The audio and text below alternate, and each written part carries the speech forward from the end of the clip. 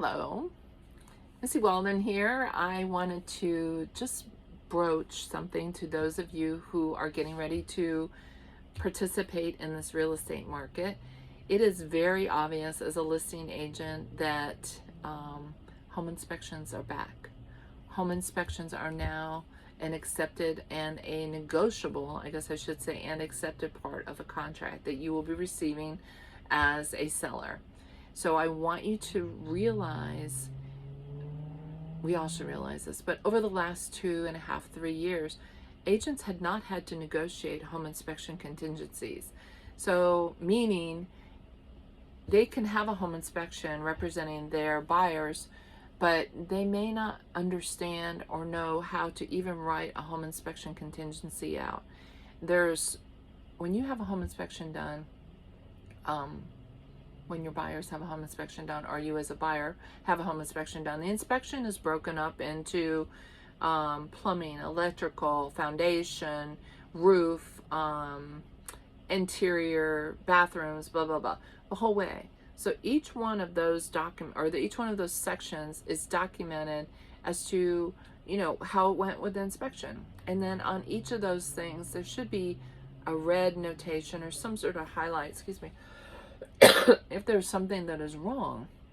So if there's something that is wrong and it might need to be considered as something that needs to be repaired, then those are the things that the homeowner, well, let's go back. Those are the things that the buyer agent and the buyers need to talk about. And if it's not something that really makes a difference safety-wise, or it might be a concern for an appraisal, those are things that are the most important. And if it's cosmetic, people, and if there's a crack in something or a rip in a screen, or maybe a little bit of wood rot somewhere outside the garage, don't go crazy asking for 41 things to be repaired by the homeowner. That's nuts. You do realize that even the homeowner at that point can negotiate. They can come back and say, hell no, we're not doing 41 things. You need to get real about your requests. And then that too can be negotiated. But it's all about writing the home inspection contingency. If that home inspection contingency is written to the point where it is so general, it is not pointing towards a certain picture or a certain issue that's come up, how on earth is a listing agent supposed to really understand what you've written?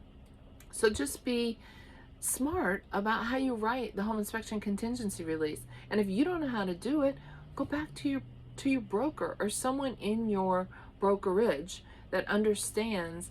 And you need to, as a buyer agent, you're leading the parade.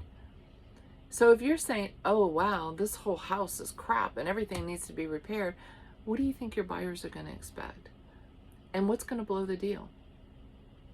So you have to be realistic about the things that you're requiring or asking to be repaired.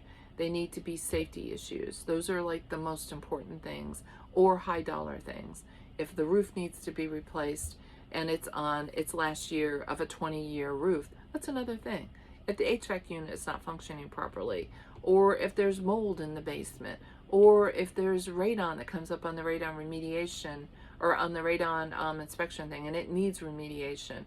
Those are things that are important, and those are big dime issues.